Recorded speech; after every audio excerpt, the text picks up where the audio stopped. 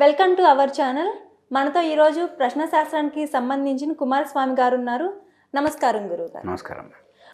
గురువుగారు, మనకి చూసుకుంటే ప్రశ్నశాస్త్రానికి గవ్వల శాస్త్రానికి ఏదైనా తేడా ఉంటుందంటారా?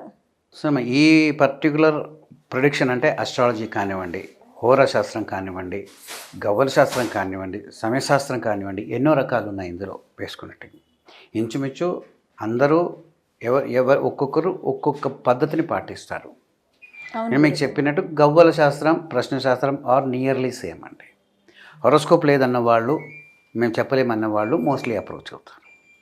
ఈ గవ్వల శాస్త్రం అంటే మనిషికి మనిషి నేరుగా కూర్చొని మాట్లాడుతున్నప్పుడు ఈ గవ్వల శాస్త్రం చేయగలరు. అంటే వాళ్ళు ఇట్లనే ఇంటికి రావాలి అడిగేవాళ్ళు, లేదా ఈ చెప్పే వ్యక్తిని అటు వెళ్ళాలి. అవును గురువు. మోస్ట్లీ ఏంటంటే కొంచెం నియమనిష్టాలు ఉంటాయి కాబట్టి గవ్వల శాస్త్రం వేసే వాళ్ళు ఎక్కడికి బయటికి వెళ్ళరు, వాళ్ళ ఇంటికి వచ్చి అడుగుతారంట. స్నానం చేసి పూజ చేసి డైరెక్ట్ గవ్వల్ని కూడా ఒక భక్తితోనే దాన్ని పెట్టి దాన్ని తీసి ఆ తర్వాత గవ్వలతోనే ఈ ప్రొడిక్షన్ చెప్తారు. చెప్పాల్సింది అడిగిన వారికి ఆన్సర్స్ చెప్తారు.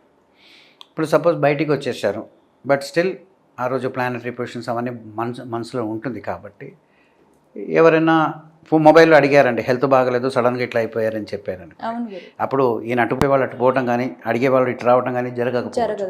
కానీ అప్పటికైనా సజెషన్ ఇవ్వచ్చు. అది మొత్తానికి ఏంటంటే చెప్పే వ్యక్తి నిష్టగా ఉండాలి, చెప్పే వ్యక్తి చాలా నిష్టగా ఉండాలి.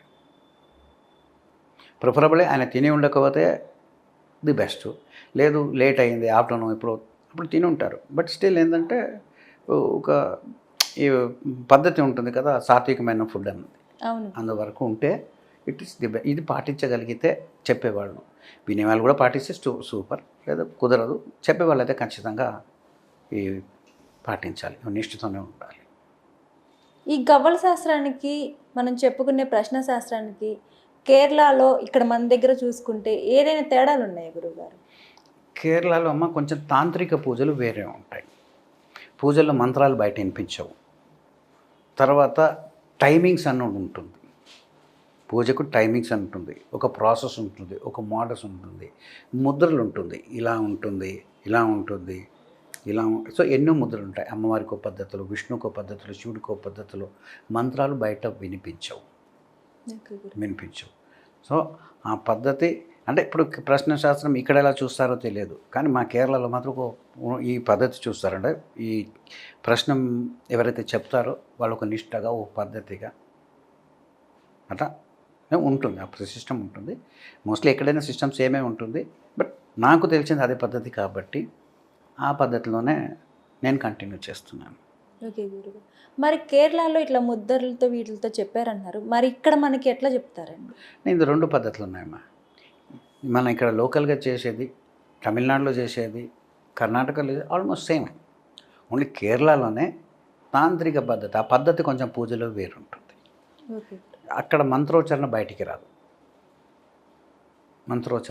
రాదు, కానీ ఒబ్జర్వ్ చేస్తే చాలా చోట్ల సిమిలారిటీసే ఉంటుంది. సో కంపల్సరీ ఆ పూజలన్నీ చేయాలంటే సంధ్యావందనం చేయాలి, 3 సార్లు చేయాలి, పొద్దున మధ్యాహ్నం సాయంత్రం చేయాలి. అది పాటించే వాళ్ళు అది పాటించాలి. సో అది ఆల్మోస్ట్ సేమ్. కానీ ఆరాధించేటప్పుడు ఒక దేవతను ఆరాధించినప్పుడు, అక్కడ దేవుడిని ఆరాధించినప్పుడు అప్పుడు దానికి ఒక పద్ధతి రీతి ఉంటుంది. కానీ సంధ్యావందనం అన్నది కామన్, అది చేయకుండా మీరు ఏది చేసినా ఆ చేసే పూజ ఇస్ ఇన్కంప్లీట్. గురుగారు, ఇప్పుడు లేడీస్ ఉంటారు, వీళ్ళు ప్రశ్నశాస్త్రం కానీ చూపించుకోవాలి అనుకున్నప్పుడు ఏదైనా పద్ధతులు పాటించాలి అనుకుంటారా? ఒక పూజకి వెళ్తున్నట్టే లెక్క. ప్రశ్నశాస్త్రమే కాదు, మీరు ఏమైనా ఎవరి దగ్గర క్వశ్చన్ అడగడానికి, జాతకం చూపించుకోవడానికి వెళ్ళినా ఒక పూజ చేసినట్టే లెక్క. సో మీరు గుడికి ఏ పద్ధతిలో వెళ్తారు ఆ పద్ధతిలోనే వెళ్ళాలి. దానికి నియమాలు అంటే ఇంకా నియమమే. గుడికి ఎలా పద్ధతిలో మీరు ఏ నియమం పాటిస్తారు ఆ నియమం పాటించాలి. సేమ్ గుడికి ఎలా అయితే వెళ్తామో అదే పద్ధతిగా వెళ్ళాలి. ఏ గురువు గారి దగ్గర, పంతులు గారి దగ్గర, స్వామి గారి దగ్గర వెళ్తే ఆ పద్ధతిలోనే వెళ్ళాలి మీరు అడగాలి అనుకున్నప్పుడు. గురువుగారు, ఇప్పుడు మన ఇంటికి సంబంధించిన కొన్ని వాస్తుకు సంబంధించిన దోషాలు కూడా ఉంటాయి. ఈ దోషాలు కూడా మనకి ప్రశ్నశాస్త్రంలో చెప్తారా? వాస్తువును కూడా ప్రశ్నశాస్త్రంలో చూడవచ్చు. ఇప్పుడు అడుగుతారు, మా ఇంట్లో వచ్చాము, మాకు ఇలా ఇబ్బంది ఉంది, దీనికి ఏమన్నా చేయాలా అని అడుగుతారు. చెప్పచ్చు. చెప్పచ్చు. వాస్తుదానం కావాల్సిన పరిహారాలు కూడా అందులోనే చెప్పచ్చు. అంటే వాస్తుకు సంబంధించిన పరిహారాలు కూడా చెప్పచ్చు. ప్రశ్నశాస్త్రం చెప్పుకోవచ్చు. గురువు గారు, మనం కొన్ని అంటే రాసుల గురించి చూస్తూ ఉంటున్నాం. రాసులకి కుంభరాశి వాళ్ళకి ఇలానే ఉంటుంది, మేషరాశి వాళ్ళకి ఇట్లానే ఉంటుంది, లేదా సింహరాశి వాళ్ళకి ఇలా ఉంటుంది అని చెప్పేసి కొన్ని అయితే చెప్తూ ఉంటారు మనకి. ఇది అంటే శుభం జరుగుతుంది, ఈ టైంలో ఇట్లా చేస్తే ఇట్లా అవుతుంది అని చెప్తూ ఉంటారు. మనకి ప్రశ్నశాస్త్రం ప్రకారం ఈ రాసుల గురించి కూడా మనం చెప్పుకోవడానికి ఏదైనా వీలుంటుందా అండి? ఇక్కడ మన రాశుల గురించి అంటే రోజు పేపర్లో వస్తుంది. మేషరాశి, వృషభ రాశి, మిథున రాశి, కర్కాటక రాశి, సింహరాశి అనే అన్ని రాశుల గురించి వస్తుంది. తర్వాత వారఫలాలని వస్తుంది, తర్వాత మాసఫలాలని వస్తుంది, తర్వాత సంవత్సరం అంతటిది వస్తుంది. సో ఇదేంటంటే ప్రతిదీ యూనివర్సల్. ఇప్పుడు మేషరాశి అనుకోండి, ప్రపంచంలో ఎంతమంది మేషరాశి వాళ్ళు ఉంటారు? సో అది యూనివర్సల్గా ఒక ట్రెండ్ వరకే చెప్తారు. ఇంకా మీకు యాక్యురసీ అంటే ఇప్పుడు ఈరోజు సపోజ్ మీది వృషభ రాశి అనుకోండి, ఈరోజు వృషభ రాశి వారి జాతకం మహర్జాతకం ఉంది, సాయంత్రం వరకు గోల్డెన్ డబ్బులు వస్తాయి, ఇవాళకి ఎక్కడో నిధి దొరుకుతుంది, లేకపోతే వృషభ రాశి వారికి మంచి రోజులు వచ్చే వాళ్ళు ఇప్పుడు సీఎం అయిపోతారు, ఇలా చెప్పడానికి వీలుంటుందా? ఉండదు. వాళ్ళ వ్యక్తిగత జాతకంలో ఏముందో, ఏ యోగం ఉందో అది చెప్పొచ్చు. సో ఇందాక మీరు పొలిటికల్ క్వశ్చన్స్ ఎన్నో అడిగారు, అదే పొలిటికల్ క్వశ్చన్కే వద్దాం అనుకోండి. యోగం ఉంది. సో ఆ యోగంలో మనం ఎటువంటి క్యాల్కులేట్ చేయవచ్చు అంటే వ్యక్తిగత జాతకం ఉంటే ఈయన పబ్లిక్ లైఫ్లో రాజయోగం ఉందా, లేదా ఇంకే పద్ధతిలోనే ఉందా? ఇంకో ఏదైతే పద్ధతి అనుకోండి, అందరూ ఎలక్టెడ్ రిప్రజెంటేటివ్ కావాలని లేదు కదా. రాజ్యసభకు పోవచ్చు, ఎమ్మెల్సీకి పోవచ్చు, లేకుంటే కార్పొరేషన్ చైర్మన్ అవ్వచ్చు, ఇవన్నీ రాజయోగం కిందకే వస్తుంది.